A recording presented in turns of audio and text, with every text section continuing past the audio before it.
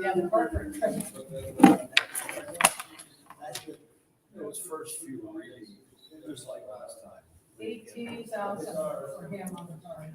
That's $152,000. The rest of the staff. What else? 2,900 staples, well, that could be a. Oh, my God. The thing, the reason we put that in Oh, my God. push on. And why it struck me at a quarter as well, is because it was all done by Curtis in Salmon Arm between the 12th and the 21st of December. Yeah, some of the characters on there. $500. Yeah. I get. What the hell is he doing? That's the upgrade on his office. Yeah. Exactly where I'm thinking is, he's filling his office with every little goodie he can think of. Oh, my God. Yeah, Jamie's pay increase is 118%. That was your. In 2022, yes, she gave herself a 20% raise. Look at the expense difference So they did. for her. His family did. You know, when you get it black and white, and people aren't getting, 65.36. That was Airbnb. They Airbnb. had the, Well, no, I can believe.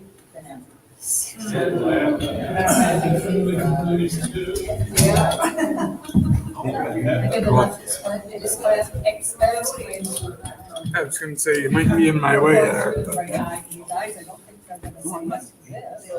No, you're good. This one. Those first two pages were the first presentation. Yeah. How can you explain them?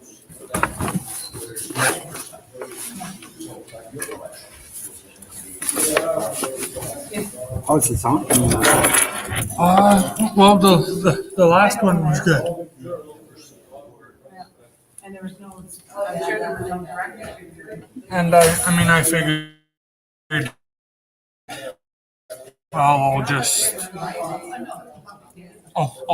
I figured, well, we'll start it early, go through, kind of scan through those, and then I'll take pictures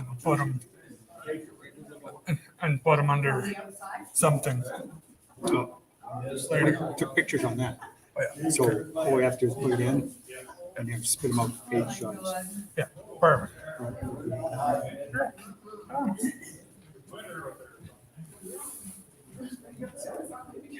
No, you're right. When you see it, it's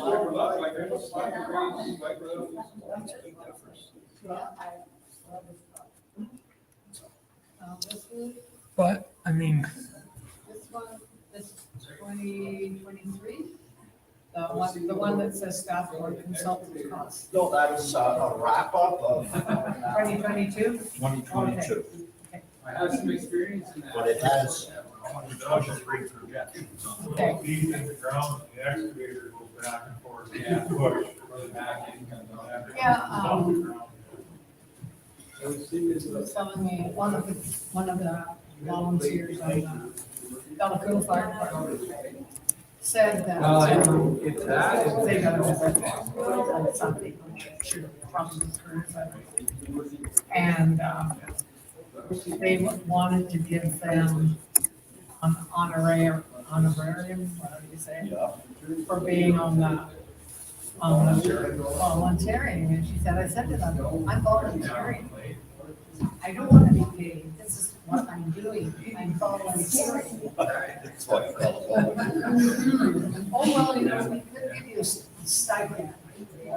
You can't get. I used to try to accept that administrator. You gotta check this, you gotta check this happening before this meeting. Actually, what I did, is I did remember Oh, yeah, I sent them both. Because this, I'm putting this out live on my YouTube channel. You have a YouTube channel? And, How did I not know? and I sent them both people that we wanted to be here today.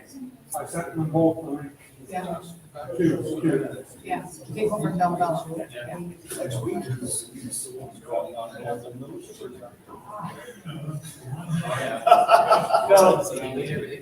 Downtown, downtown. But you're extraordinary. That's fabulous. I have no idea how to do any of that, so I didn't either until, today. well, I knew this part. That part's fine, it's the doing part that I was. Yeah, And see how. yeah, yeah. It'll be interesting. Yeah.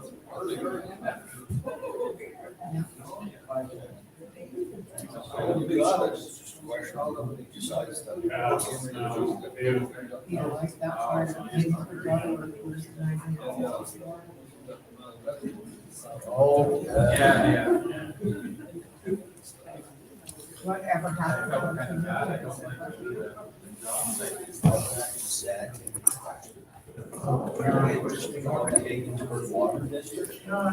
Yeah. Is in the budget.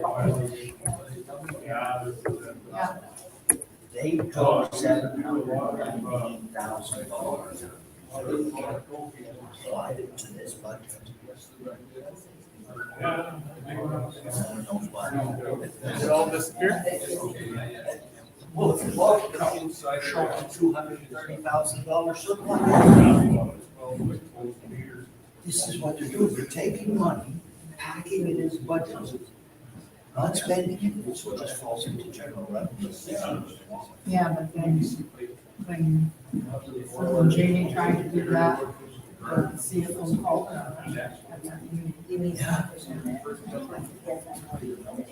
I think they're just gonna go.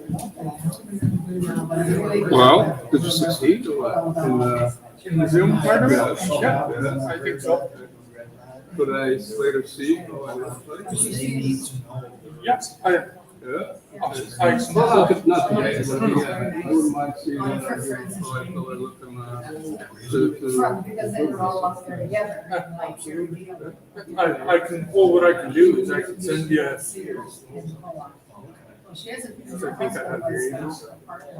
I'll give it to you. I'll write it in the paper. Yeah, so. because then I can send you the link and then you can. Yeah, I can look at it, yeah. Okay. And Because I also, the other thing, I was like, the phone thing, I was live streaming, do my YouTube channel.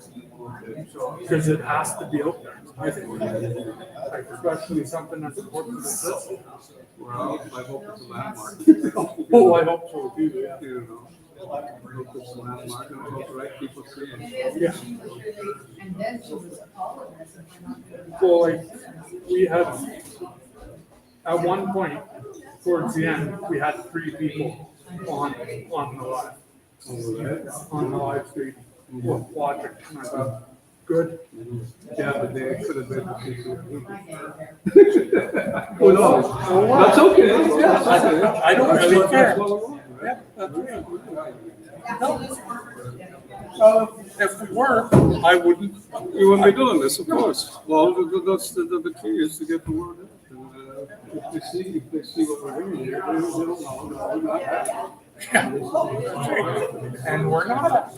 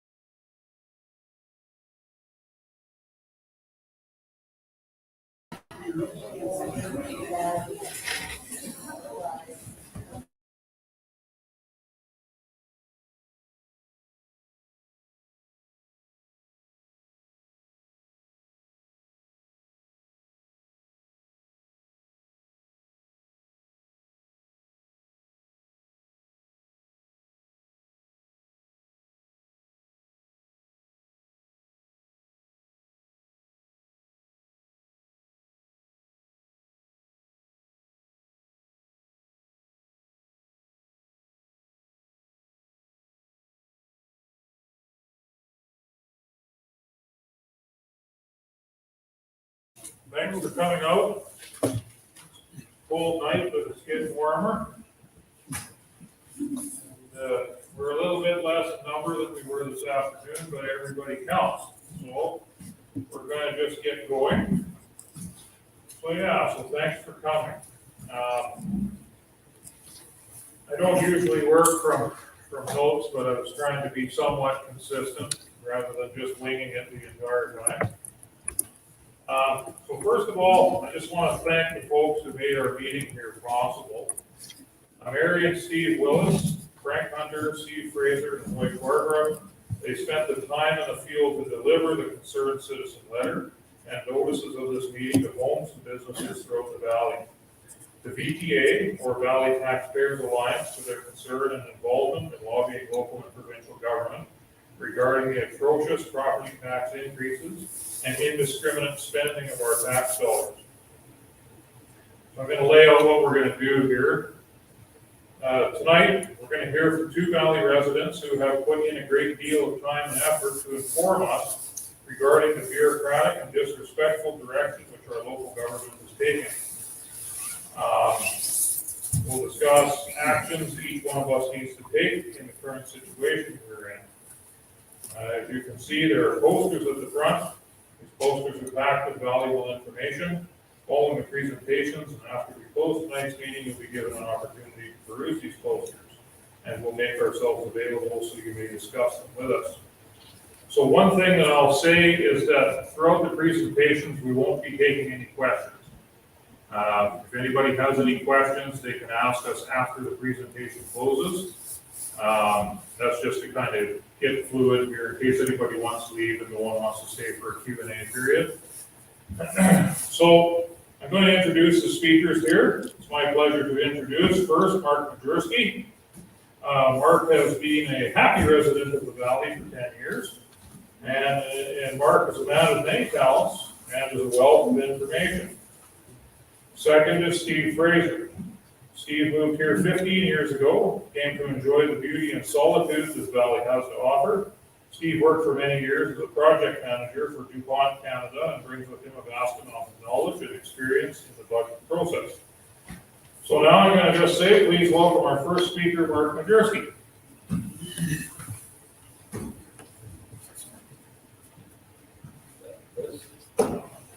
Welcome, everybody.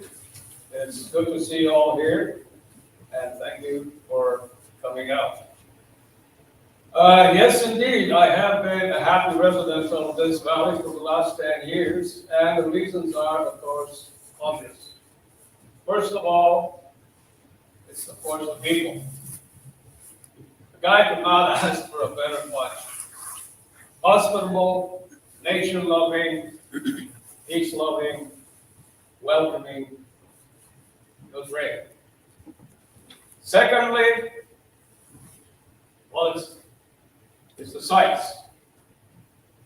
You know, I remember dragging myself into this valley the first time. I got here in the middle of the night and rolled out my sleeper bag on the ground in the riprap campsite. And when I woke up, it was a beautiful sunny day, and I looked around. And by the way, there was a couple of guys just coming off the river with a couple of salmon this long. And there was this voice inside my head saying, "This is where you stay." You know. So I bought a property, a cute little place in Salute, and now I have Mother Nature at my doorstep. And the first time the Mother Nature on my doorstep appeared in the form of a huge grizzly bear. I was sitting on my deck, reading a book, and in the corner of my eye, I see some motion, some movement. So I look, and then there's this group walking towards me. I froze. I'm not a great guy. But anyways, I sat there. He walked up almost right up to the deck, looked at me, sniffed. We, of course, exchanged a few pleasantries, upon which he turned around, and as a token of his appreciation, his friendship, and his respect, he left a huge pile of, well, what you would call it, bear manure, beautifully speckled with the mountain ash bears. It was beautiful. I mean, not the manure, but the whole experience. And then, of course, folks, something that you probably don't even realize, it's the quantity of fresh air you all are privileged to breathe here. I spent many years working in Portland, Maryland. Sounds all right, but it's surrounded by development. I mean, there's those huge open pit mines. You stand on one end, you can hardly see the other end. There's machinery running around there, belching billows of diesel exhaust. There are refineries, there are cogen plants, and last but not least, hundreds of square miles of tailings ponds, which evaporate God knows what, stuff that you breathe. So if you really want to get yourself a headache, all you have to do is make sure that the wind is coming from the right direction, open your window, and breathe deep. I guarantee you, you'll get a headache. So when I came here to this valley, and all of a sudden my headache disappeared, I thought, oh, this smokes, man, this is great. So anyways, that's the pleasurable type, the pleasurable element. But I see dark clouds billowing on the horizon. I see dark clouds accumulating. And this is our problem. I'm talking, of course, of the doings of our CCRD, Central Coast Regional District. Well, it appears that our CCRD has experienced a spurt of exponential growth in the last number of months. And proof of that is actually on that very last piece, where it says that their staff numbers have increased pretty much double, or actually more than double. Their paychecks, their costs, their expenses pretty much double. And of course, our property taxes doubled as well. The problem is, where did that money go? That's the big problem. Where did that, our hard-earned money go? I don't see anything in this valley that would tell me that the money has been allocated in a place that will benefit the valley, that will benefit the community. Unless you, but I don't. And this is worrisome. Now, having said that, I must admit that nothing weird, nothing unnatural is happening. Bureaucracies, as far as human history goes, had a tendency, if left unchecked, to grow.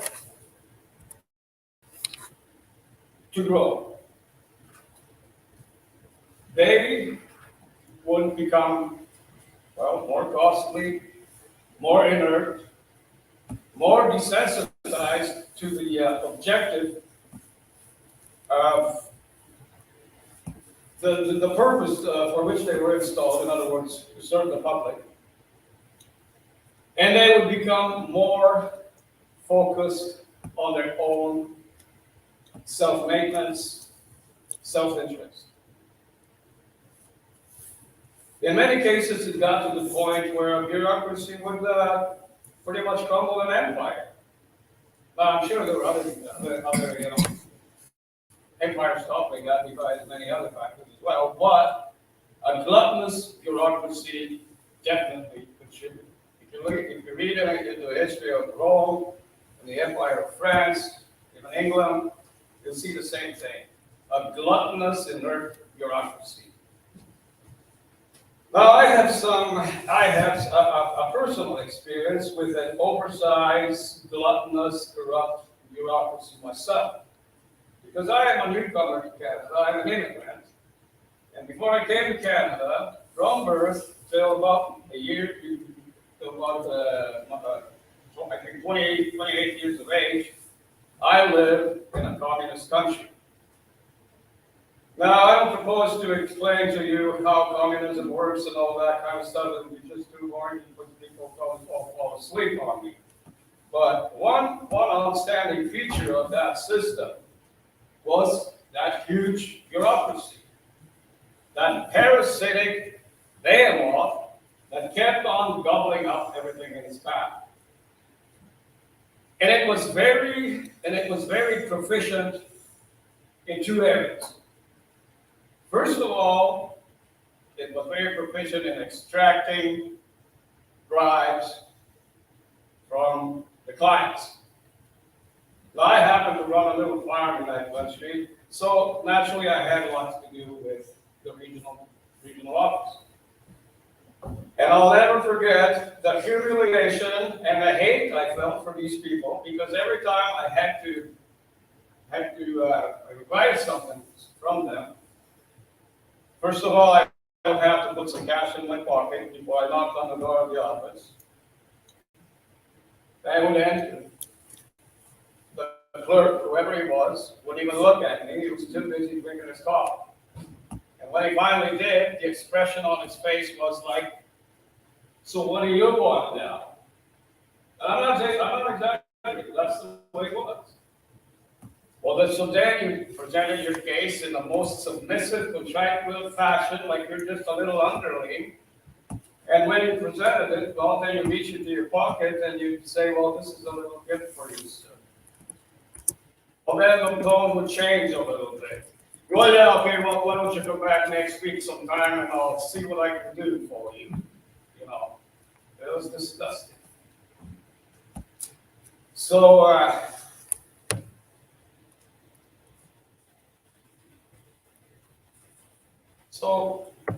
you know, so, I mean, this is why I ended up in Canada. I had to leave. And when the first opportunity presented itself, when they opened the borders, because communist countries were closed, we couldn't travel. You know, I packed a small bag and put an extra pair of pants in there. I put a shirt, I believe it was a jacket. And I took a little pup tent with me. And about $300 of cash money. I didn't know where I'm going. I had no clue where I'm going to end up. The only thing for sure was that I ain't coming back.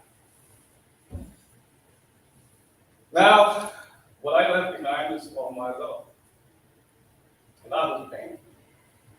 So just think, people, how much does it take, how much oppression does it take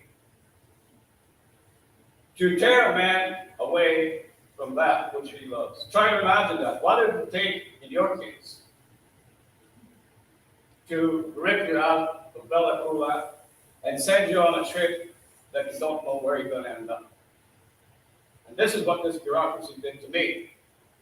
Now, the second thing that this bureaucracy was excellent at doing is producing copious amounts of rules and regulations. Rules and regulations, what they had an assembly like that. What that created was a sense of oppression, a sense of, being stifled.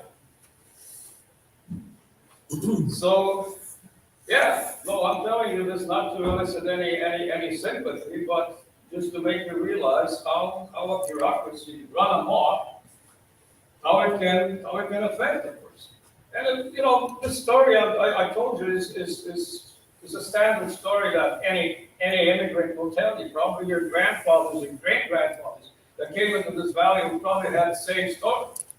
So don't feel sorry for me. It's just the way it is. So, yeah.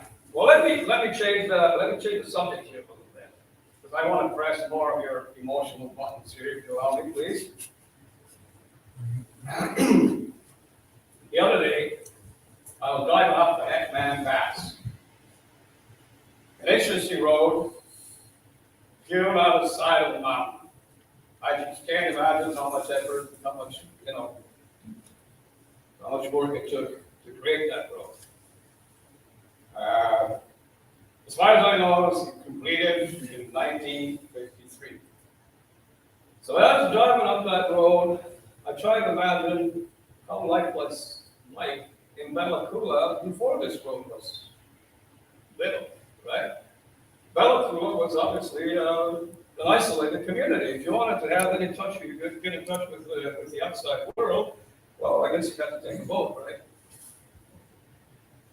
So what happened was some folks, some Bella Coola folks, according to the story I heard from somebody that, related to me, some of the local residents, some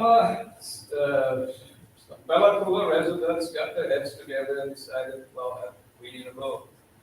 We need to get ourselves connected with the outside world.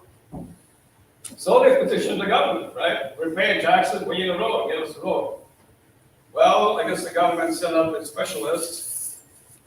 Specialists made the assessment, and when the government boys looked at it, they said, no, we're not going to participate in that project. So, well, the Bella Coola people, stubborn Norwegians probably mostly, they were no quitters. They're no quitters, no bloody way, we're having a road. Well, so what do? Well, they rolled up their sleeves. I imagine they hired some experts, probably an engineer that needed to trace the route, some explosive specialists, because you needed to use dynamite, etc. One of the mountains blown away. And they proceeded. They created a couple of teams, crews. One started from the top going down, the other started from the bottom going up. And I guess they were to meet somewhere in the middle.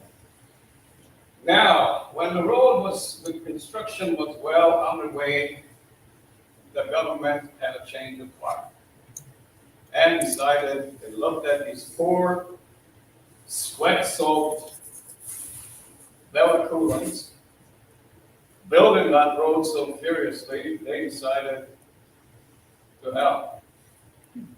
Now, personally, I don't think that was their motivation. The government doesn't do anything on emotion, right? When a road gets built, it facilitates the movement of cargo, the movement of people, the movement of ideas as well. Son farmer from Bella Coola went up to the top there, talked to a rancher. The rancher showed him how he's doing stuff. In other words, placed an idea at his disposal. The farmer from Bella Coola put that idea in his head and took it home and implemented it. That's how progress happens. I mean, sure, there's research and development, that's one part of it, but then the transfer of ideas is another element of how progress happens. And then there's, of course, the movement of money. So all that together creates commerce. And when commerce is activated, wealth is created. And so the real reason why the government got involved, in my personal opinion, was that they wanted to partake of that wealth that's going to be created. So anyways, I keep on driving. That was one thought that I had as I was driving up Heckman Pass. But then another thought popped in my head. And that was that the folks, a fellow crew of folks that built that road created an immense improvement to the valley and by extension to the lives, right? Now they were connected, they could travel, they could do things. So it was, it was a great thing. But at the same time, we have to realize that that road was their gift to us, to the future, to the following generations, right? It was their gift. It was it became their legacy. Here, this is the result of our sweat and our efforts. It's for you. I can't think of it any other way. That's what it was. So now, folks, the question that just begs and needs to be answered is, what will our legacy be to the people that come after us? We're not going to be here forever.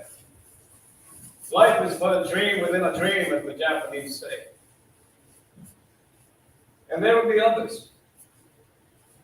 What will be our legacy?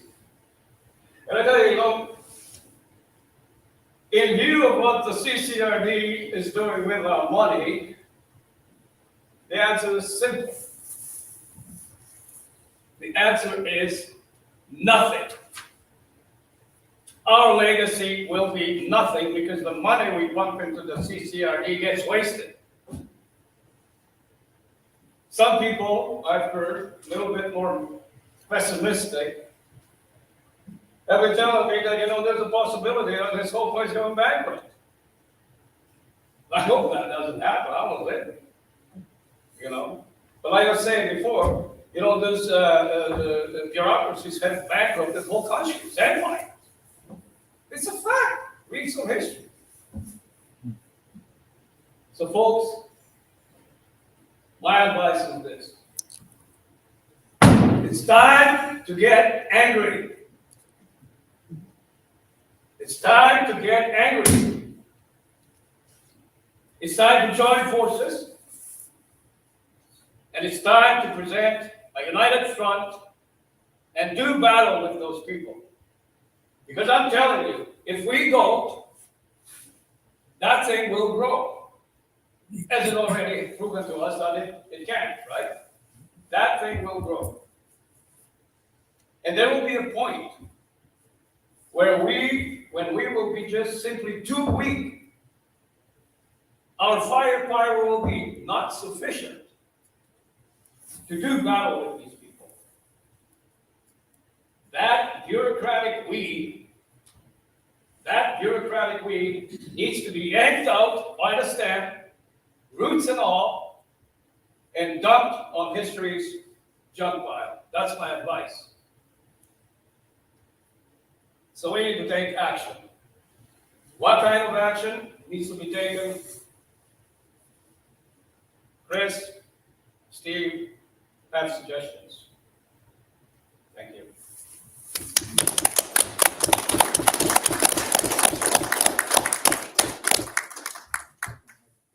We're going to move right into our next speaker, Chief Fraser. Yeah. They're both pretty good. Go ahead. Okay, Chris said, my name's Steve Fraser. A little bit more of my history. Yes, I did spend 10 years in corporate project management with DuPont of Canada. So I do have some familiarity around budgets. My general average was $500 million a year worth of project work that I was responsible for. But I also spent 10 years in the military, and I did work for myself in my own business for 25 years. So I think I have a fairly broad range of understanding, especially about how to understand money. So the first thing I want to do is assure everyone of my motivation. Why am I standing up here going to tell you what I'm going to tell you? The main reason I want you to understand my motivation is because this is going to focus on two key people. That being chair lady of the board and the chief administrative officer, the two key executives of our local government.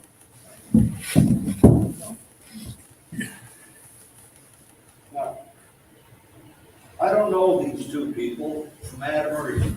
I think it's. Never met them before the first time. Yeah, but I can't was see him. introduced to them Huh? was I at a can't board see him meeting in there. last summer, or town halls. or Oh, yeah, last okay, summer. yeah. Everything that I have gotten from these two key executives of our local government have been in the professional setting. So to totally understand it, where my observations and my opinions are coming from, I think a little bit of detail needs to be presented around these interactions. So, as I said, the first time I met these people was at the July 6th town hall meeting at the Legion last summer. And that was in response to a community petition around excessive taxation in the last 2 years. So that was the purpose of the town hall was called for. So there were two key things that came from that gave me pause and a sense of alarm. So the first was a comment from the chief administrative officer when I presented to him, because the only thing coming out of his mouth was bureaucracies, not answering any questions. And when I called him out on it, his response was, I don't answer to you, I respond to you. Fair enough. At least he's being honest.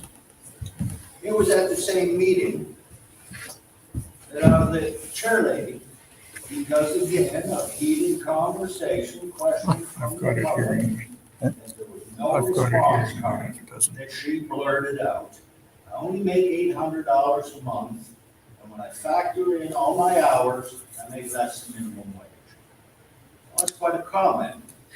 It struck me that, wow, do we pay that little to the people who run our government? Four people. Well, it didn't take me long to find out that that was About false.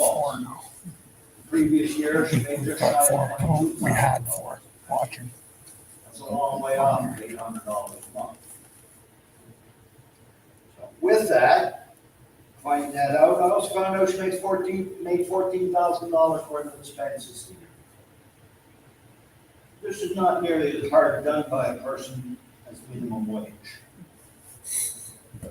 So my next significant impression came in the September of 2023 board meeting, where under questioning from a member of the public around the budget survey, that member of the public made an observation. You do not trust your constituents. At that point, the chair lady responded, quote, no, unquote. Further to that, another member of the public has pointed out a consistency in the chairman of the chief administrative office. Whenever a member of the public speaks at a board meeting, he refuses to acknowledge them. In fact, he literally turns his back on them and refuses to even look at them. So, I take from this doesn't reflect a whole lot of respect for the public, for the constituents.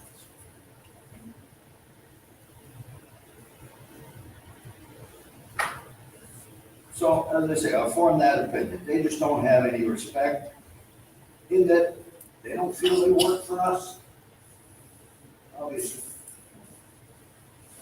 So, one of the things I'd like to do, because I think it is an issue, and it has come up a number of times, I'd like to survey the crowd quick. How many people voted in the September 2022 election? Two. It's two. How many people were aware there was an election in September of 2022? Two. I have to know. Two. This is a problem, folks. This is a big problem, and it's not our problem. People might hear It's complacency. It's not complacency. These people were put in office in a position of trust. If we became complacent, it's because we trusted them. That's not on us. That's on them. Trent, I'm here to talk to you about our property taxes and how they are actually spent. Two questions. What does the community get? And how have the taxes gone crazy? Why? So I spent considerable time trying to understand this over the last 6 months. So I come here to present to you what I have found out through all these poster boards. I hope they go some way in explaining questions you may have or why the taxes went crazy. In a nutshell, what my findings are is this board does not put any thoughtful or meaningful work into how our taxes are spent. Rather, they do it in a haphazard manner, which is more focused on themselves, their administration, than it is on the good of the community. So I'm going to show you that the primary benefit is to them, the board members, and mysteriously, which will be a focus on our new CAO who was hired in 2022. In that he has been given unfettered access, ability to grow a bureaucracy beyond belief. How he's done this is beyond me, but we'll explore it a little bit through these posters. So let's start. Recording again. Let's start with when everything went off the rails in 2022 with our first massive tax increase. So apparently the board got the massive tax increase, and the only thing I can figure out is they just went, whoa, let's party. This is going to be fun. How is that reflected? In 2022, paying expenses based on statement of financial information taken from the CCRD, the chairperson gave herself 118% pay raise. She went from 2021, just under $10,000 to 2022, just under $22,000. In expenses, she gave herself 1,058% increase. She went from $1,250 to $14,450 in 1 year. This is pretty good if you can get to work, I guess. Area directors, not quite as bad, but 60 to 70% increases across the board. When questioned about this by myself, Jim Ward, the area director for the village, responded, we had fallen behind and had to catch up. Whatever that means. I have no idea. Okay? The chief administrative officer, as I said, was hired in 2022. The outgoing CAO made $120,000. Our new CAO came in at $111,000 salary. But what must be noted is A, he came here admittedly with zero experience as a CAO. Plus, on that salary, he only works part-time. He comes here for board meetings. The rest of the time, he works out of his home in Salmon. Right? So, with that, he got an expense account. The outgoing CAO in 2021 spent just shy of $3,000 in expenses. Our brand new CAO in 2022, $17,000 in expenses. This to work part-time. Now, as compensation, because he works part-time, our board allowed him to hire 2 full-time assistants. We don't know how much they get paid. Minimum that I can figure out, his cost to us as a CAO is a minimum of $250,000 a year. Minimum for part-time work. Okay? So that's, to me, a pretty major reflection. Plum job, beautiful pay package. In reviewing that, I did manage to access the personal expense accounts. What exactly were they all about? Of note, between the chairperson and the CAO in July of 2022, they hired a boat excursion to go to an outer coast, Bella Bella, board meeting. That boat excursion was $6,900 to go to Bella Bella and back. In contrast, for 6 people to fly, it's $800 to fly to Bella Bella. Quite a significant difference. The chief administrative officer, on his personal expense account, he has any number of different things, including Airbnbs at $1,500 a night. He has multiple flights, which coincidentally are cross-compounded with credit card charges for flights.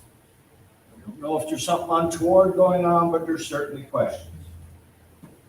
And the list goes on. What's on the board here are just a few of the expenses that are submitted.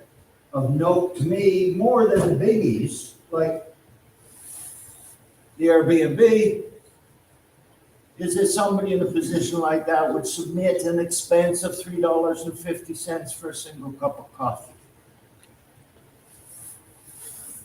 Either really cheap or really arrogant, in my opinion. But I'll leave that up to you. So, what I'm seeing out of the personal expense accounts is quite a bit of indulgence. And this is the opinion I offer. More than that, when I looked at the corporate credit card, in 2022, the corporate credit card incurred $107,000 worth of costs. When I went through the breakdown, $52,000 of those costs were charged by the CAO and his staff on airplanes, hotels, and sundry other items. These are not shown anywhere on any expense accounts. This is just credit card. Examples, $3,700 for 3 rooms for one night, one of them being the presidential suites at the Radisson Hotel in Vancouver for $1,300. Airbnb, $1,600 for one night. Numerous other expenses. Again, to me, maybe it's a personal thing, use of the corporate credit card for a single cup of coffee. Those things say something to me, but maybe it's just me. And we have numerous other expenses. Of note, it's $5,800 spent by the CAO at Staples between December 12th and December 21st while he was in Salmon No idea. Home office? What? I made a presentation to the board on all these items. I asked for an investigation and some oversight to be performed. In entirety, I was ignored. No response whatsoever. This is not something they want to talk about. So, I form an opinion. This is a board, due to our massive tax increase in 2022, was fully prepared to indulge themselves. Pay raises, expenses through the roof. Money obviously was not a concern. When I looked at 2022 in entirety to see what just the staff, board, and consultant costs, because I consider consultants to be nothing more than shelf staff. This is who the board go to and the staff go to when they can't answer a question. In total, in 2022, their costs were $1.3 million. In 2022, we had a tax base of $912,000. That's $340,000 more than we pay in property taxes. Yes, we get money from other places. But this is primarily where our taxes go, our property taxes. This board is fully into themselves. Now, in 2023, by their 5-year forecast, the estimate was board costs and staff would be $1.5 million, not counting consultants. We will find this information out in total, probably in June, when the statement of financial information have to be released. But this is their estimate. Our property taxes in 2023 were $1.474 million. So if they follow true on the consultants, we are looking at $1.9 million in 2023. Again, close to $400,000 more than our property taxes provide. So they're continually taking away. This is because in part in 2023, the board staff increased from 7 in 2022 to 11 in 2023. For reference, which we'll go through towards the end in 2021, we had a staff of 5. Ever increased in 22 and 23. So this gives us an idea of a pattern developing. The money's available, it gets spent. Where does it get spent? The bulk of it gets spent on our board and staff. As I said, they appear to have given the CAO unfettered ability to develop a fight plan. So let's look at 2024. This is what we're all focused on now. Where's it going this year? Yes, they're looking at tax increase. What we do not know, it's not finalized. They're projecting a 5.5%. Let's wait and see. Property assessments are in. I know mine went up 5% again this year. So that tells me whatever they raise the mill rate to, I pay an extra 5% more in taxes through the property value. So let's look at the 2024 budget. I've broken this down into, the heater's melting. I've broken this budget down into the 20 budget items that they have listed in the budget. I've broken them into legitimate budget items and illegitimate budget items. This is by my interpretation. So the legitimate ones would be things like the fire department, water systems, airport, things that actually provide us with a physical service. When I started looking through these budget items, I found one main consistency throughout all, and that is there is always a built-in contingency. But not only that, most of them also show a surplus.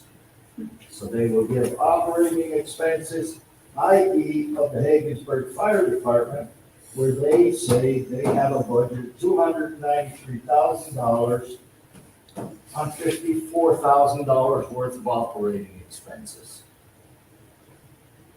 Leaving $239,000 of questionable money in that one budget.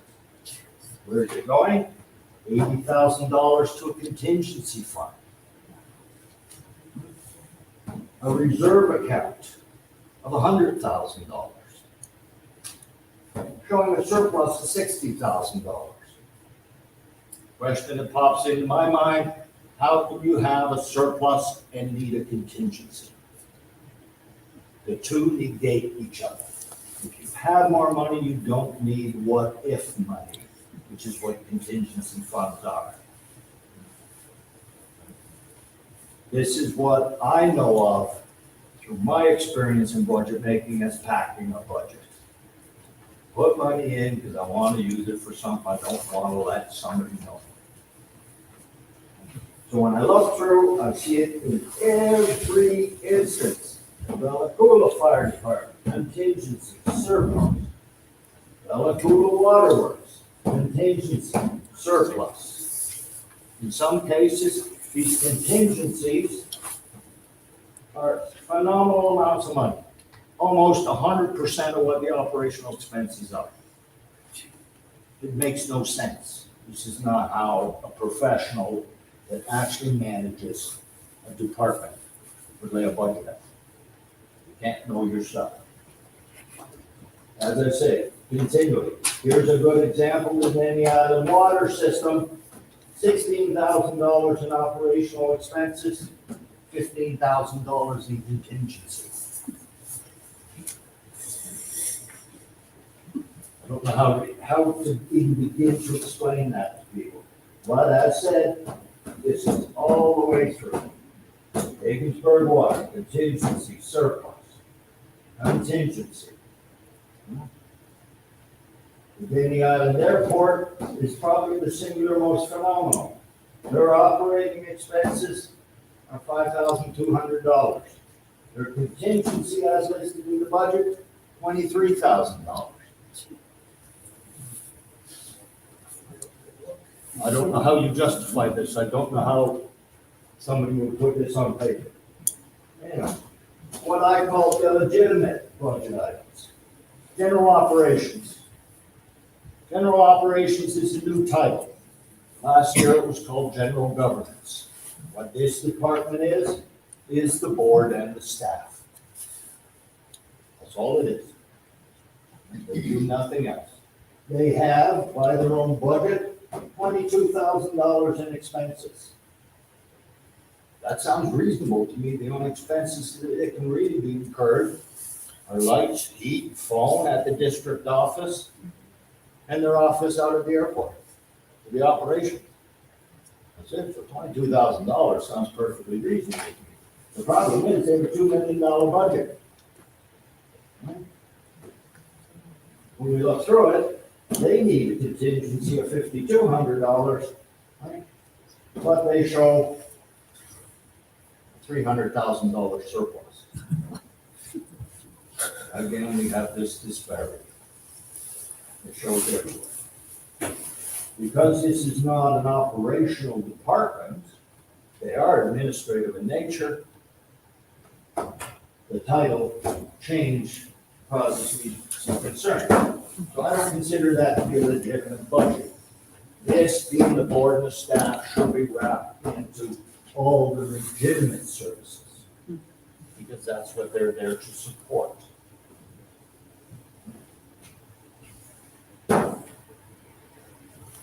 House number, I found totally astounding.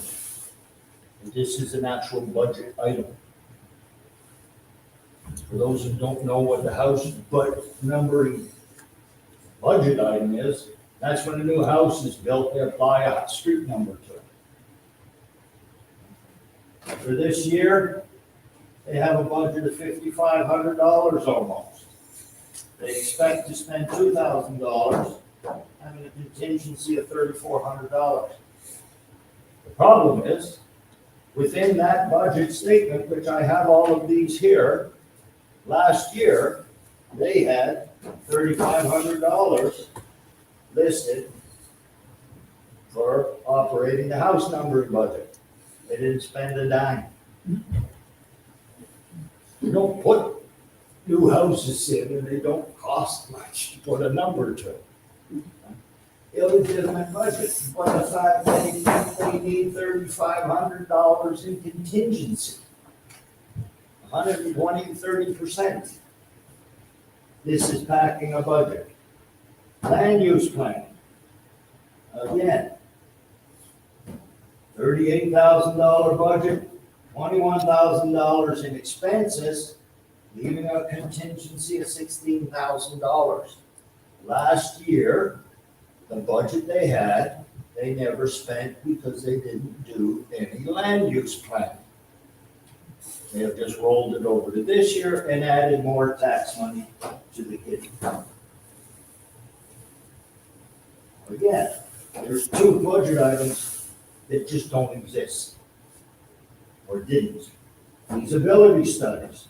Again, one, for what? What are we doing feasibility studies on? They're saying they have a $63,000 budget.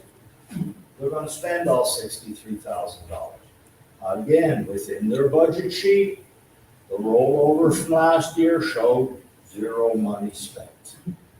They did no feasibility studies.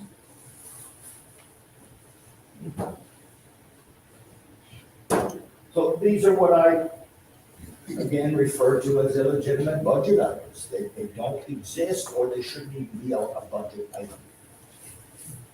Not in a professional sense. The pool is a standalone budget problem. Everybody understands that there's all this talk of a new pool being put in. They have project money. The problem I'm having with it is I don't believe the project is going to occur. First reason, if you know you have a project, you do not make an operational budget to run the existing facility. Closing the pool or you're keeping it open, it's gotta be one of the two. You can't have both.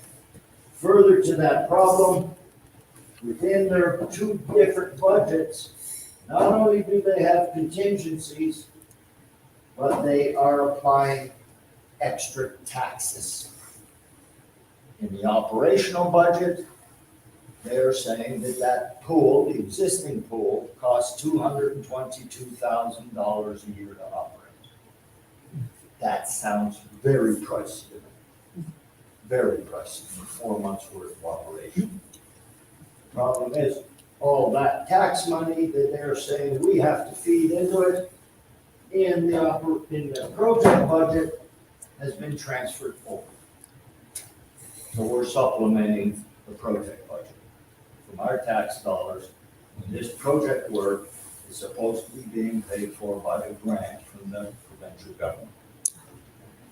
What we further need to understand on the pool is we have spent over $1 million in consulting fees to date.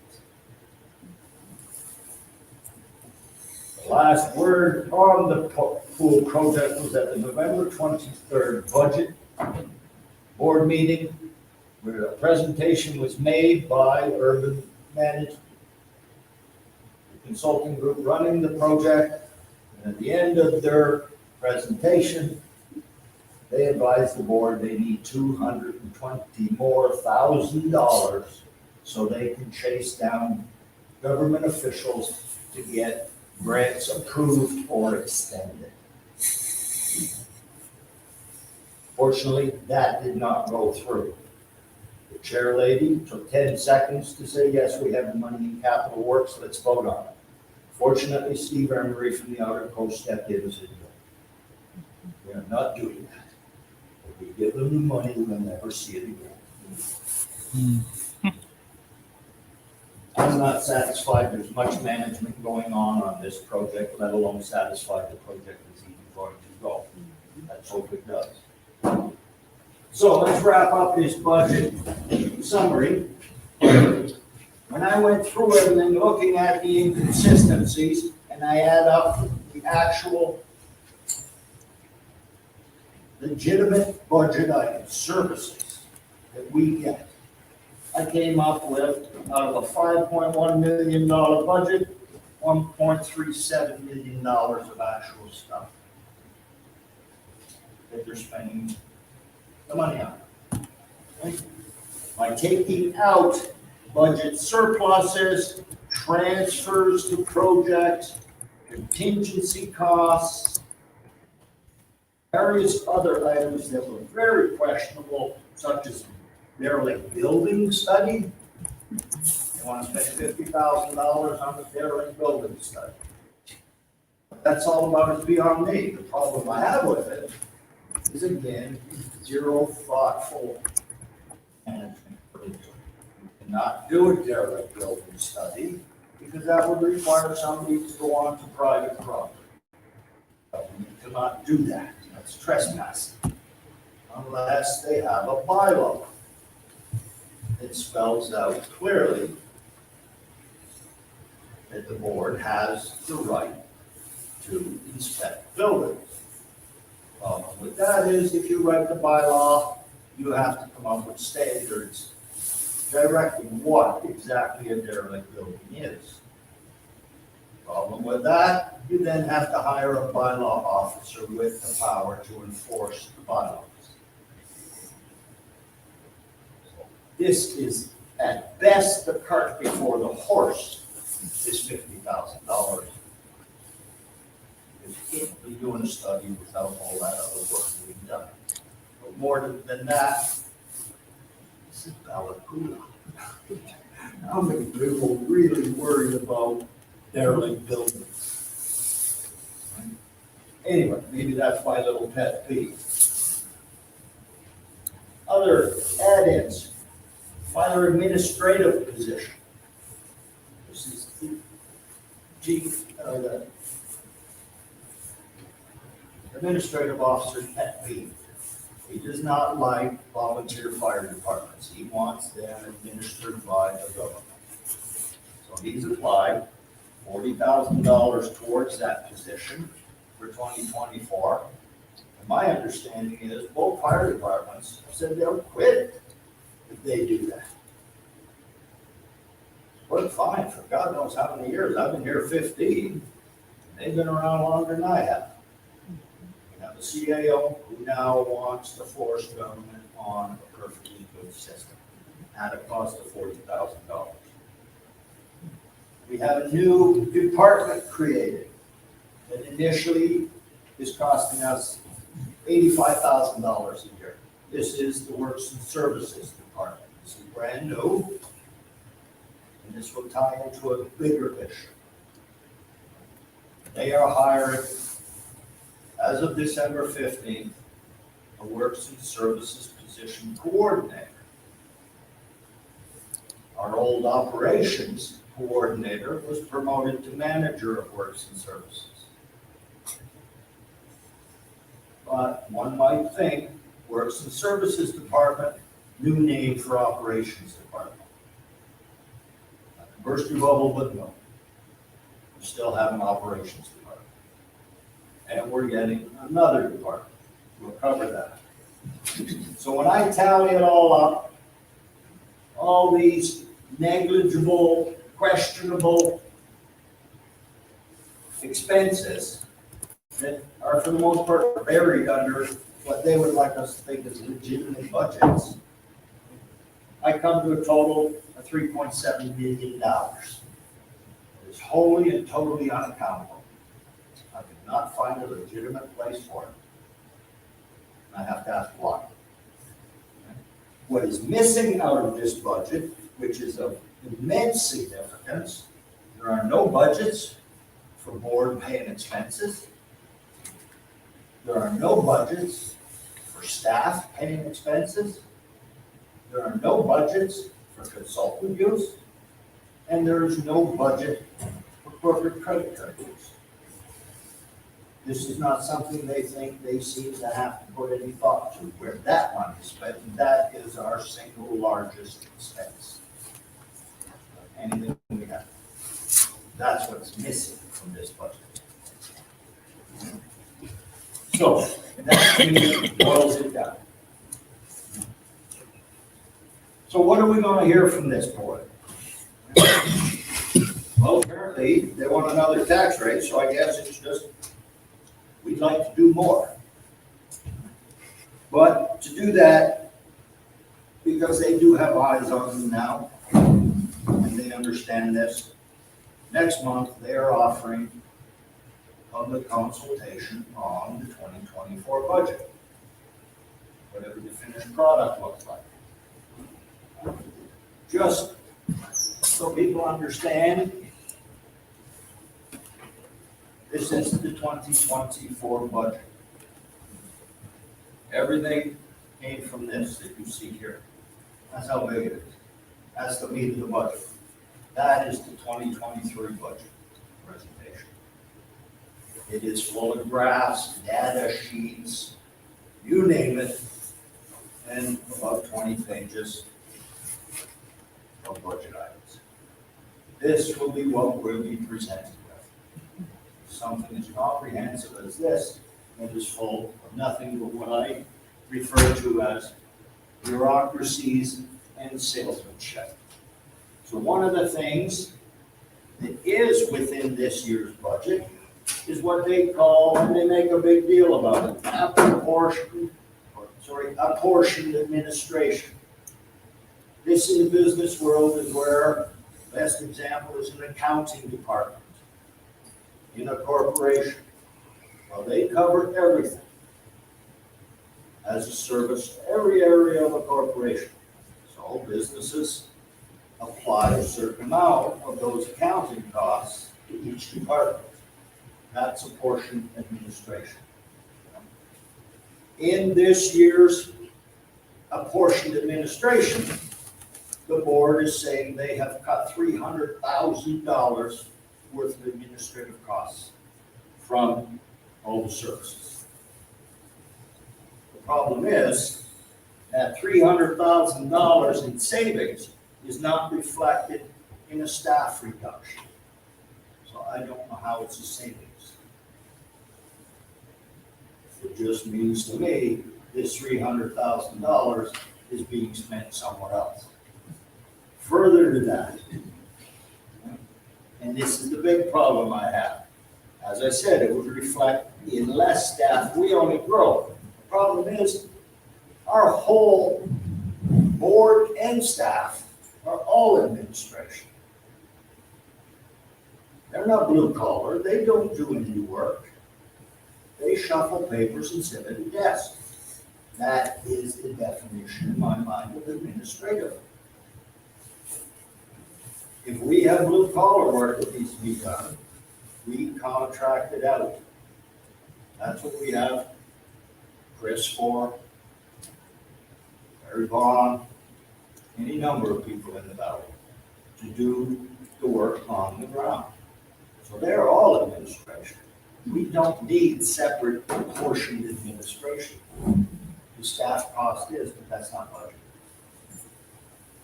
So this is what I refer to as smoke and mirrors.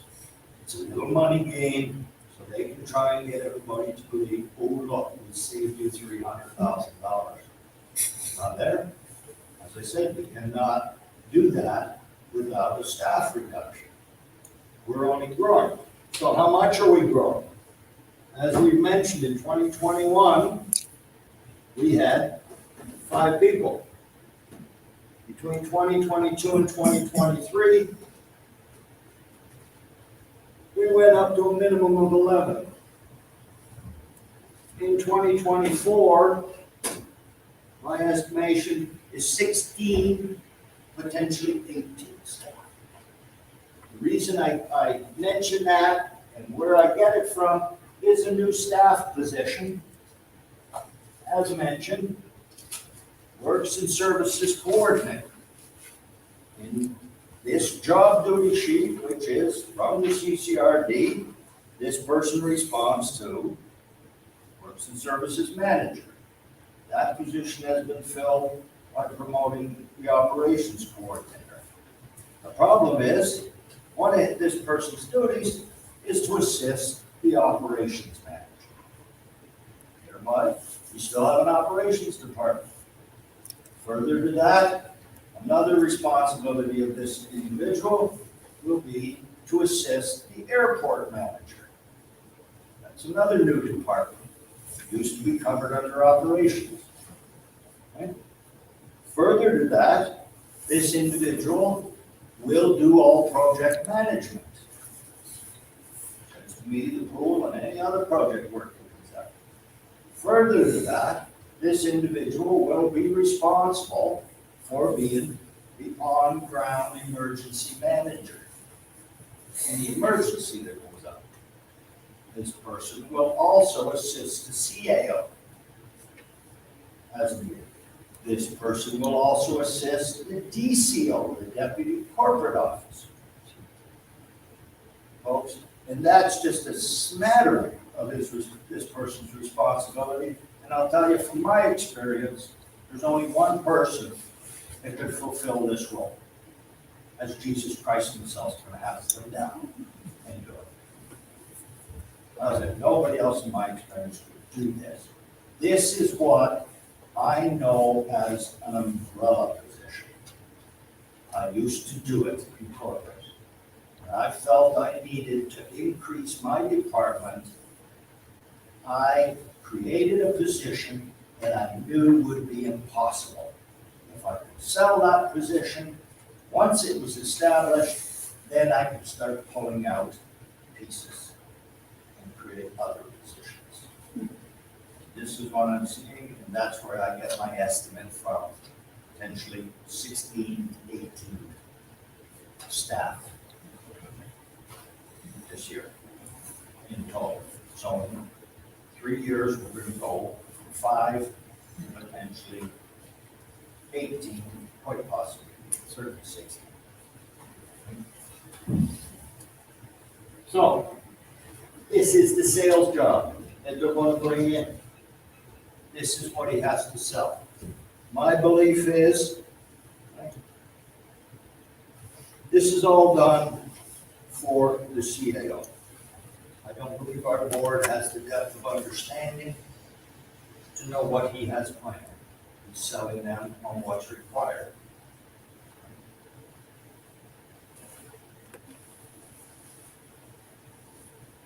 So there's another thing I feel I must comment on because it's important, it's going to affect us financially. It is related to the budget, but not directly. So last summer, the CAO terminated our operations manager of at least 10 years without cause. So he's gone. 2 questions come to mind, why and why? Why would this have been done, especially without cause? How do we know it was without cause? We do not know categorically because they won't talk. But during the November 9th board meeting, when it met with the public, so much was brought up that termination and questioned, was it without cause? Chair lady gavelled the living hell out of that table, and the CAO called the police on the individual to have me evicted from the board. It was such a serious overreaction, it confirmed just how sensitive an issue it is. I think it's good justification. It was without cause. So what are the repercussions going to be? It doesn't take much knowledge or research to find out. Under today's present employment law, you do not terminate without cause a senior manager without expecting some serious repercussions. I fully expect this gentleman is probably talking to a lawyer, and I would feel very comfortable saying it will probably cost us $250,000 if it's not enabled in compensation. He will get 2 years of full day benefits. Furthermore, the why would he have done this? I think he has shown his hand in my explanation to you of how the staff are going to increase. By creating this new position, this new department, works and services, he has effectively created 3 new departments. A plus B usually equals C. I take on that. Our CAO wanted the operations manager to go along with breaking up the operations department. I think he said, no, there's no need for it. It's just an unneeded expense. But to do this, he had to get rid of it. Only thing that makes sense to me. We won't know because the board will not talk about it, in part because they do admit it's illegal. So, for me, it confirms the ambitions of our chief administrative officer is to build a fight. He came here with no experience. He does not live here. He comes here barely. The only purpose I can come up with is he wants to build a fiefdom, to build a resume, to go to a bigger center and make more money. we are a means to his end. So, just my observations.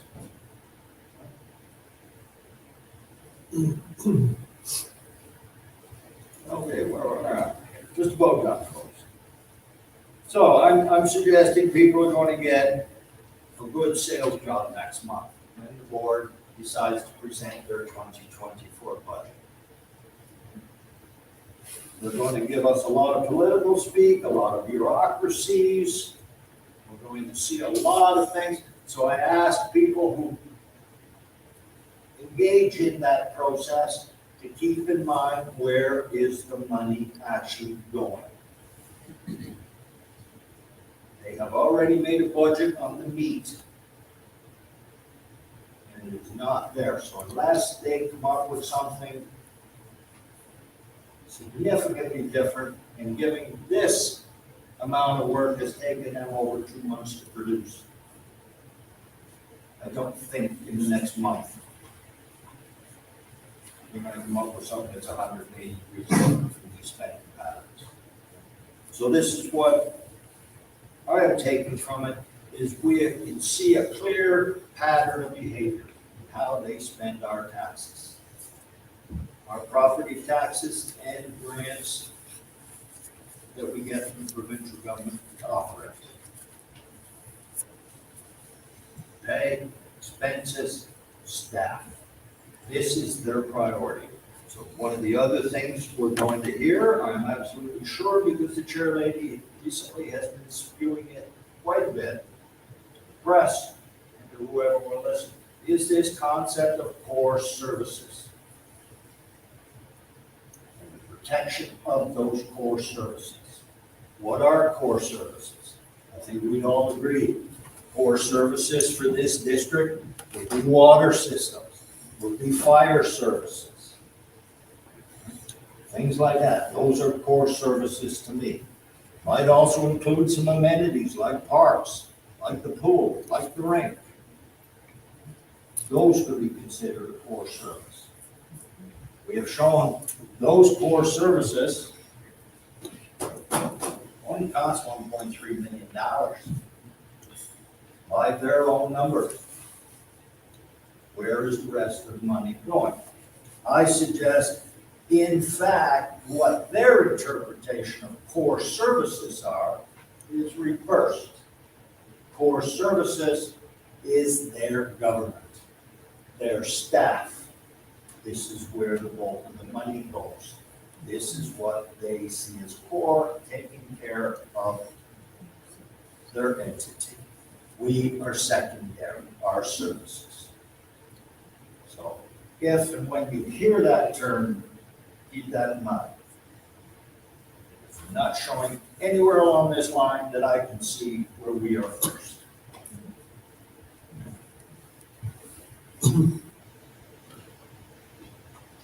So we've talked about the apportioned administration, just smoke and mirrors. Smoke and mirrors. We're a small place, our costs can easily be wrapped into one. We're not that complex, the budget cannot be that complex.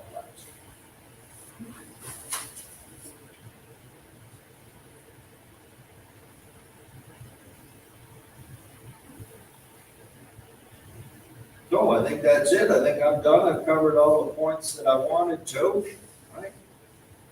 So just to finish, to wrap it up, my assessment is in 2022, the board, in hiring this new CAO, let the fox in the hen house. Too goddamn embarrassed to admit it. For whatever reason. Right? So I ask. I call this mismanagement or no management at all. If this doesn't make you angry, then I'm going to suggest nothing that matters really does. So, all I'm asking for is you help us make the board represent their constituents, that being us, not the CA. This is what I see they represent. Building a bureaucracy. Because in the final analysis, unless somebody here sees something I don't, nothing in this valley changed in the 15 years I've been here. We've got no improvements that I can see or think of. Please, if somebody knows of something, let me know. Because I don't believe it exists. So, thank you for your patience.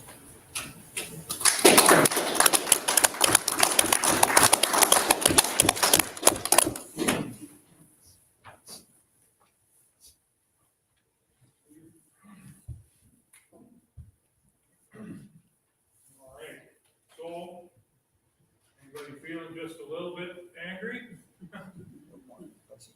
We should feel really upset. So to start off, I want to say that, you know, it's not entirely their fault. We're actually responsible for this. We're responsible for this predicament as taxpayers in a democratic system because we haven't been paying attention. Now, as it was said earlier, you know, these folks, they're a public trust. We're supposed to just trust them, and they do their job. And for the most part, up for the last, you know, like a few years ago, they were. I mean, everybody likes to talk about the CCRD and, you know, how they're doing this now, they're doing that now, but this is really a big thing. And, you know, we have to take some level of accountability for why we're here. As taxpayers, we haven't been involved. We haven't been interested in what's going on for the most part, or very few of us have. So, one of the things here, you know, I mean, as Mark stated, you know, we need to act now. Because the battle's right now. It's not yesterday or tomorrow, it's right now. And you know, we need to get busy. There's a seed, a bureaucratic weed germinating in the valley. And I mean, these guys have put it, you know, very eloquently. I mean, this grows. It grows and grows and grows and grows until it just gets too top heavy. It's also interesting, you know, to see how there's an alignment of what Mark experienced in the past, the parasitic environment that we're beginning to see. I think we all need to be concerned about the legacy we're leaving our children. If this keeps up, we're not really going to have much of a town. I mean, we don't have much of a town as it is compared to what it was not that many years ago, and we're going to lose what little we have left. So, when we're talking about, you know, what can we do, we want to look for solutions. First solution is we can get angry, because that's what you do. You know, every dollar that a person earns, every hour of your life you work, you earn money, and then you get rid of that money on this side or the other thing, and then you don't have it anymore, and you can't get those hours of your life back either. Now, most of the time, we have control over what we spend our money on. But, and even with government, we are usually okay to give our money over, because when we look at what government has been doing with our money in the past, we can say, okay, you know, they're managing their budgets okay, this, that, and the thing, sure, I'll pay my taxes. But they're blatantly wasting it, and they're not being accountable for it. And they don't even consider us. We're just the workhorses that give the money over. But it's not for our benefit, we're giving it over. It's not for the benefit of our kids even. It's just simply to populate an office full of people that are doing nothing for us. What can you do? Well, be heard. Contact your area director. You always hear that, contact your area director. It's as simple as an email. Let them know how you feel about this. Demand a 50% tax rollback. It's only $767,000. The budget has it, and they waste it. The other thing, demand the directors leaving the district step down. So we have two directors, Lawrence Northeast and Jim Ward, who are leaving the valley. within the next year is my understanding. But what's happening is that they're not going to go to a by-election. They're going to allow those directors to continue to hold their positions for the remainder of their term, another couple, 3 years. So they won't own property here. They won't even live here. Yet, we're going to continue to pay them as directors to make decisions for us with our money. Oh, what is that? Usually in this situation, you have a by-election so that you can put new, interested, community-minded, community-representing members into those positions. And they don't want to do that. And why? It's because the CAO wants to hold that nest he's fed in. Because the directors that, that he's got in place, they're the ones he wants to keep there. They all know each other well, and it's working very well for all of them. So we need to demand that they step down. They're leaving, they need to step down so we can put other people in there. We want to demand a change to the CAO contract or cuts to staff to pay for it. Something along those lines. We also want to attend in person the January 25th, 2024 board meeting at the CCRD office. We heard. We need to fill that office. We need to fill the parking lot, fill the streets with people in this town, tax-paying people in this town. We need to show them that we are the boss. We mean business. We got to get involved in this valley. We have to encourage others to take part. I mean, this is our valley after all. It's not theirs. A bunch of the people that work for us don't even live here. They have no vested interest here in its future or in the present. They don't care. It's a job. It's a paycheck to them. So our job is to go and multiply this message. Okay?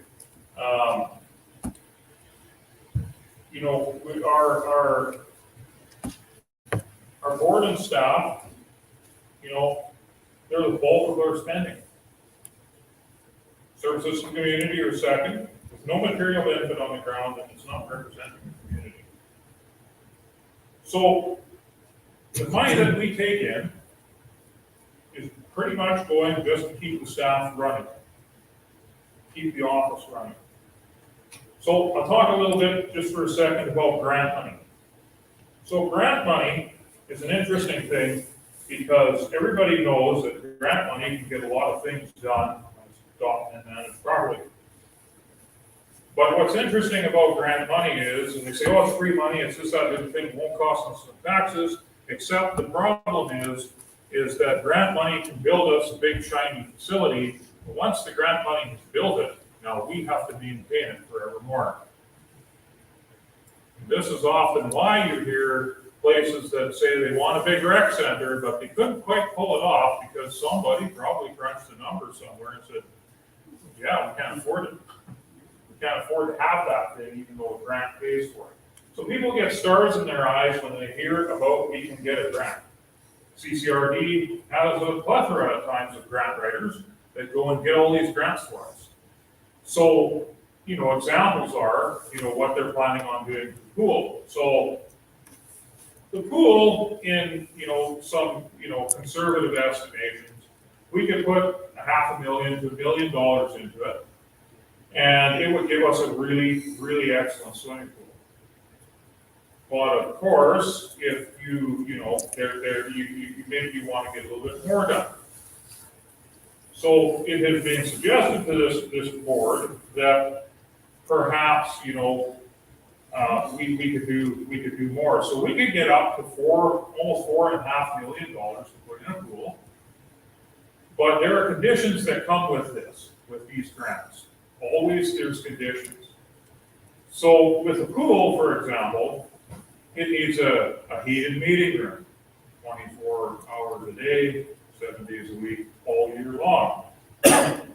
It also maybe needs to be indoors. It needs to be open 12 months of the year and on and on and on. Our pool is currently open 4 months of the year, which it does what it needs to do for our community, and it's what we can afford.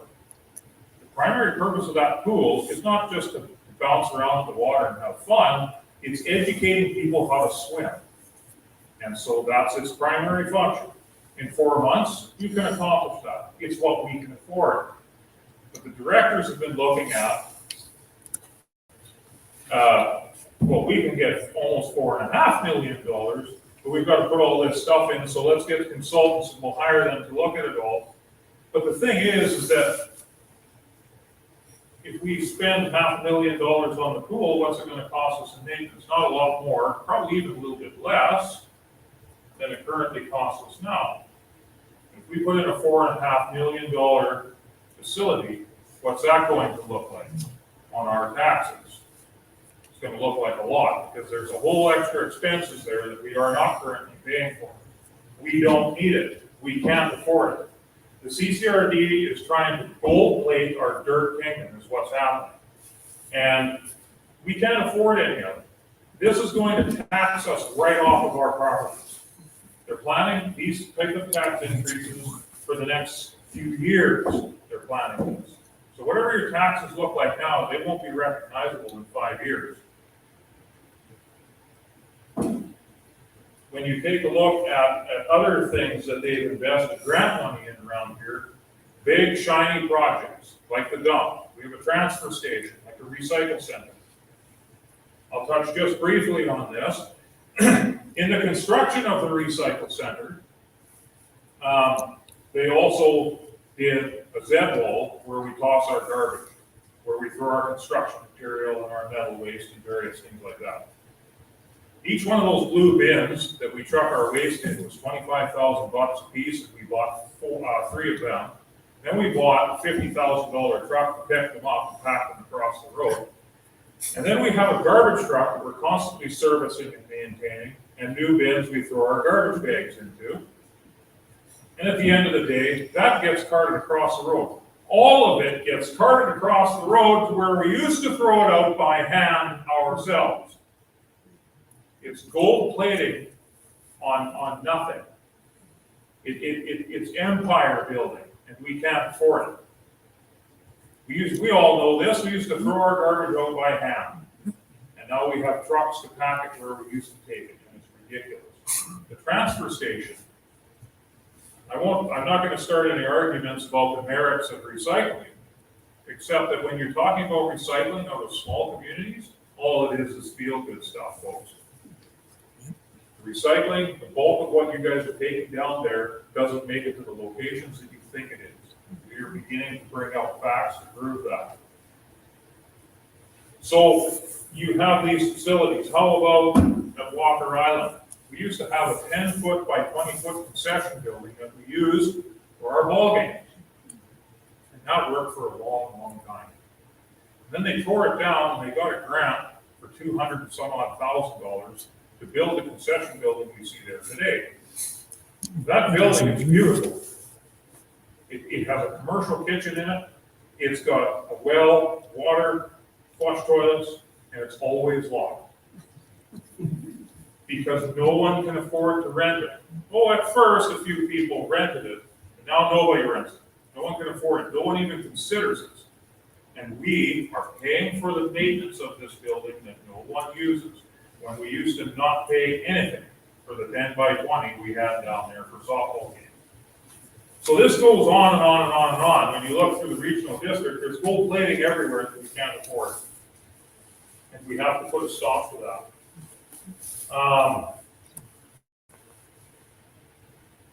So to talk a little bit about the CCRD itself, I want to kind of empower people a little bit. So anyone here that's ever owned a business or anything like that, work for yourself, you can have a B&B, whatever. You manage that business, because it's your baby. And if you've grown it and you've got people working for you, you're always attentive to what's going on, what's happening. Heck, if anybody's ever watched an episode of Undercover Boss, you'll see that that's what's happening. Even the hugest of corporations have to get in there and they've got to pay attention to the little details.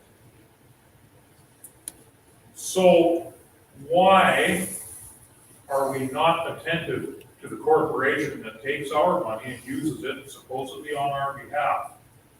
Simply because it's called government, it's not any different. If I had a corporation and you were all shareholders in that corporation, you would want to know at an annual general meeting at the end of the year how we did. And you would want me as a CAO of your corporation to be able to answer you. And if I can't, or if money's been misspent, I should be fired, and I probably would be. But yet we don't treat our local government like that. CCRD are our employees. They work for us. This is a democracy. I don't care what anyone says, it is still a democracy. We do not serve them. But yet when bureaucracies are allowed to inflate themselves and grow themselves, they begin to treat the people that they're employed by as their servants. You want to walk into that regional district office and get information on them? Oh, here, fill out this FOIA request. And when you're done, now fill this out, fill that out, fill this out. It'll be weeks or months, if ever we get back to you. So if that was my employee, I'd say you're fired. That's what I would do. But yet we don't treat this regional district like that, and we should. We're paying into it, we own it. The provincial government doesn't own it. It likes to hand down all of these rules and regulations that says we have to do this, we don't have to do any of it. Because the provincial government isn't paying us much either. We're the boss. So we want people to understand that we don't have to put up with this nonsense. We don't have to basically put up with insubordinate employees. We don't have to do that. So, just looking through my notes here.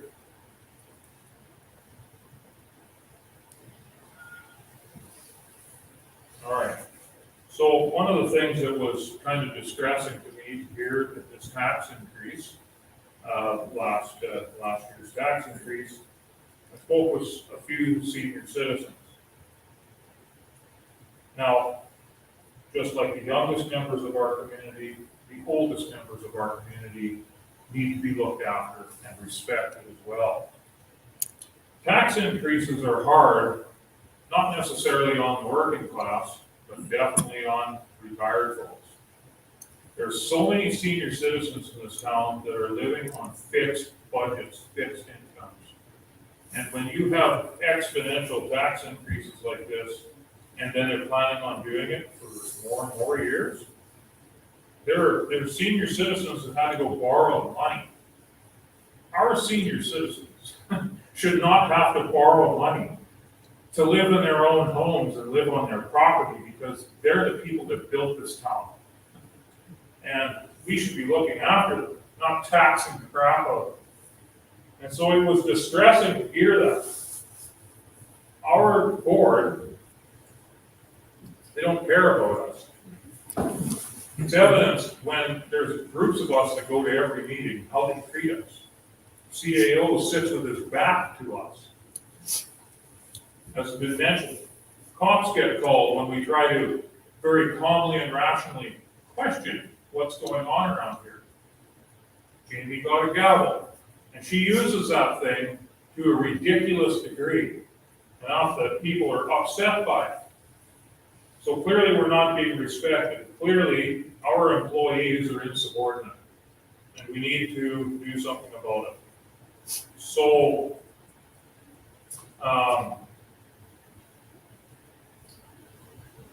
one last thing here is, what is very interesting is that an entity that is responsible to its constituency will always be in contact with its constituency, the proper board.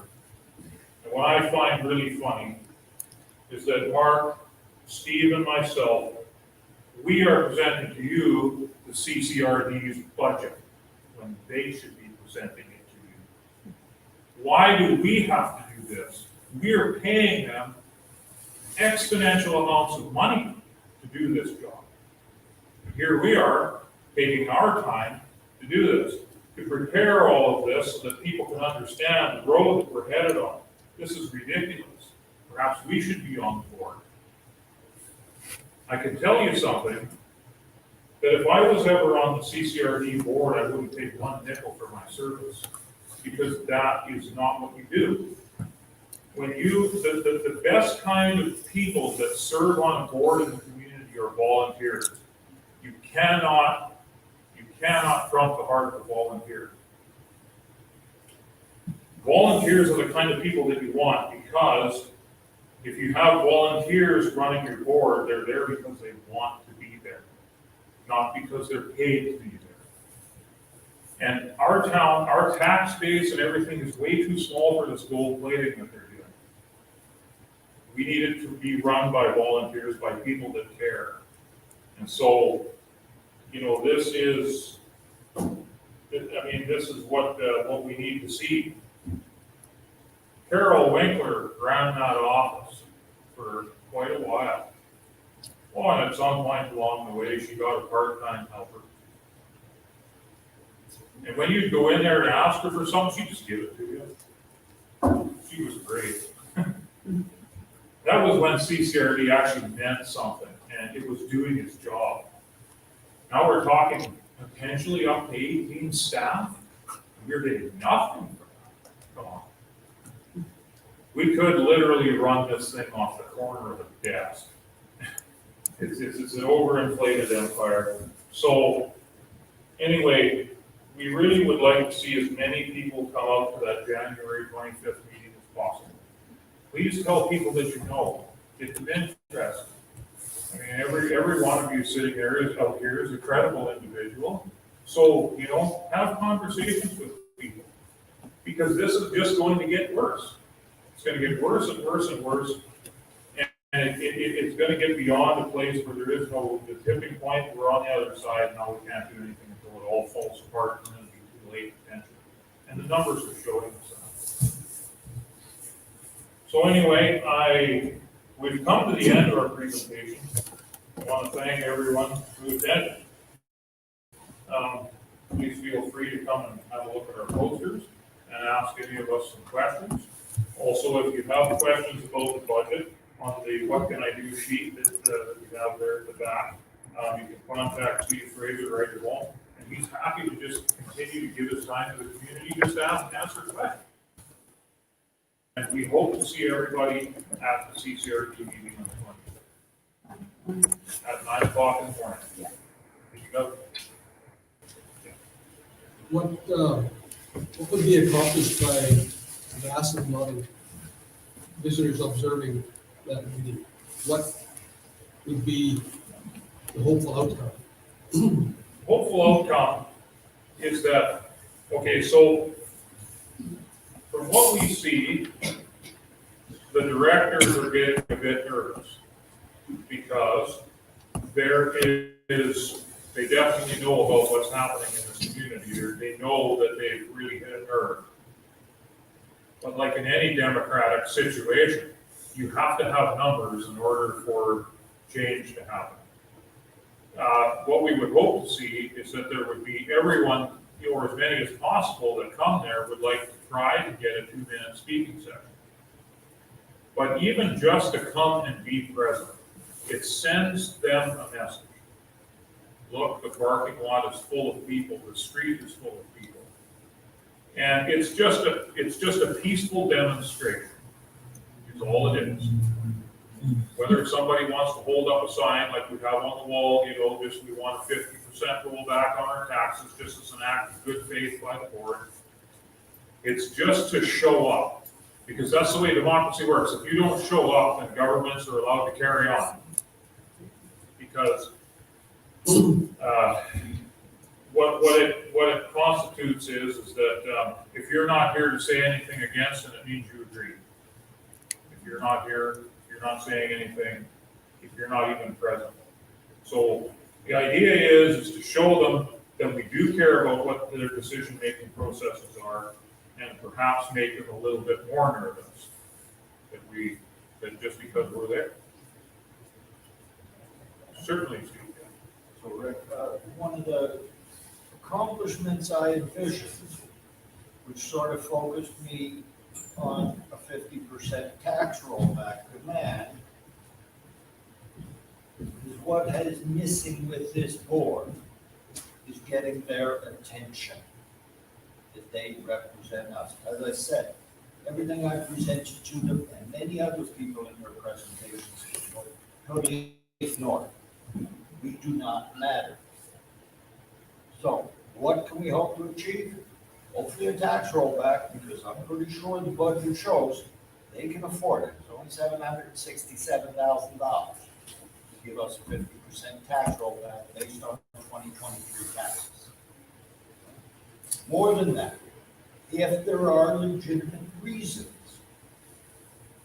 the least they can do is come out, clearly show us where the money is going.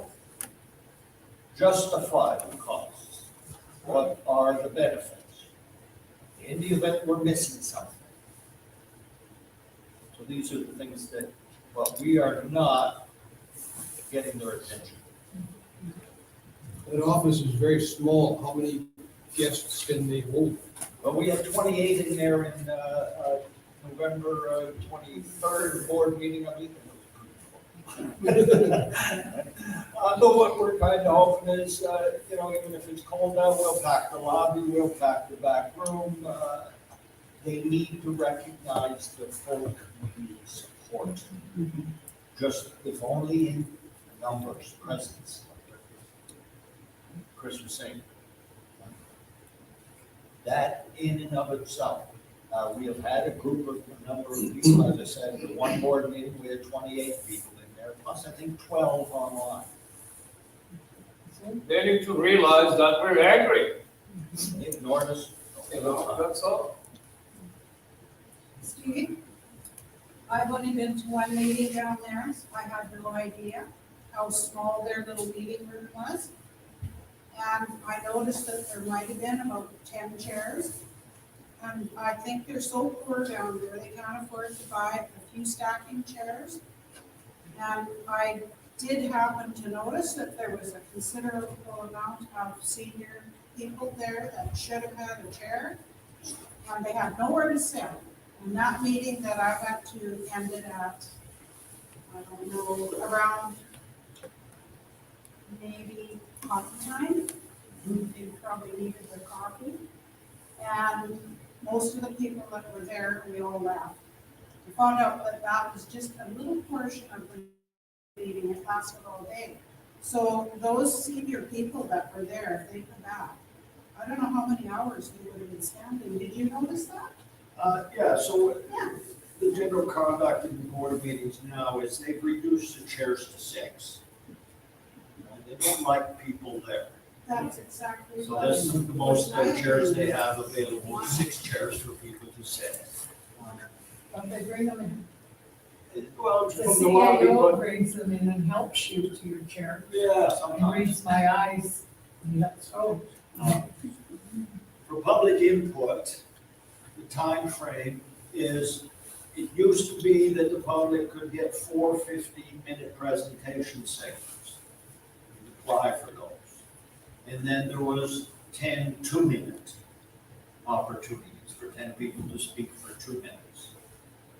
As of the November 23rd board, board meeting, what we found was the 4 15-minute periods for the public to make significant presentations on. That's gone. We're not allowed to have those anymore. They don't like what we talk about. Right? So we're apparently down to just 10 2-minute presentations. So basically, the public input period, what you're talking about when people leave, is about an hour and a half. After that, they go into the formal board meeting that can last a day, which brings another point of question into my mind, because we are a simple district. It's not that complicated. As an example, in the November 9th board meeting, they had 119 agenda items to be looked at. This is Delacola, folks. What the heck? You have 119 different things the board must vote on. We've had some discussions with the local reporter there for the Coast Mountain. Where's the additional property taxes? If I suggest anything wrong, I mean, still, you know, for the fund, it was basically a 50% rollback in the taxes, because when we looked at the budget, and we can use with it. There's stuff down habits, for stuff for, just how much money we can spend on personal things, by corporate credit cards and stuff. And because this guy here doesn't like, if he's going to build his resident, he doesn't know that stuff. No, he doesn't. Only it's good news for him. This is the only reason why I believe this is doable, but it's gonna take a significant number of people to fully get their attention. We don't want to I get so much alone, anymore. 3 of us, others that have tried, 5, 6, 10, not sufficient. We just get it. We need the numbers so they have no choice but to recognize the community is serious. We've had enough. Christian Mayor. I got no issue with that. So how do we keep paying their salaries? Like, who writes the checks? Like, Well, our accounting department writes the checks. The interesting thing is, I didn't comment on that, I didn't talk about it. In October of 2022, the board passed a new pay bylaw, pay and expense bylaw. It's called bylaw 518. This is the first time I've ever seen it in my life. It's an integrity-based pay system, pay and expense system. Each board member gets a stipend every month to attend board meetings once a month. On top of that, if they do any other work that they consider to be board work, they can either charge $145 for a half day's pay or $290 for a full day's pay. Any number of other expenses, phone bills paid for, costs covered, buying computers, all kinds of different stuff. But for the pay, they submit a claim, they approve their own claim. Totally integrity based. I'm not suggesting there's untoward stuff going on. There is no method of accountability. They can, and it's reflected in the pay raises. One question, Steve, why wasn't our airport listed? I didn't list that on a poster and whatnot. It's been accounted for in the bulk of the numbers. Simply because the same reason the dome is listed, it has a budget as well. I didn't show that because these are standalone budgets. They don't put tax money in it, they don't have contingencies, they don't show surplus. They cover themselves. The airport in entirety covers itself. It costs us nothing. It is actually a moneymaker for this community. Through leasing, Pacific Coastal Airlines, the other operators in the valley, the helicopters, airplanes, whatnot, this is all income for the airport. So they actually make money for us. The last that I saw a piece of paper, they actually make about $150,000 profit. As of this budget, board's taking it all away. Any profit they make, they take. Doesn't go back into the airport. So, those are why some of these budgets, because they are standalone, they're fully service oriented to us. We won't even start about the hangars. Oh, please don't.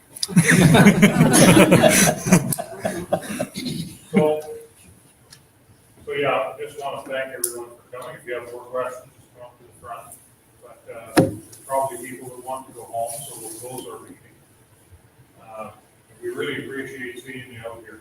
Hopefully we'll see you on the 25th. Okay, good night, everyone. Thank you.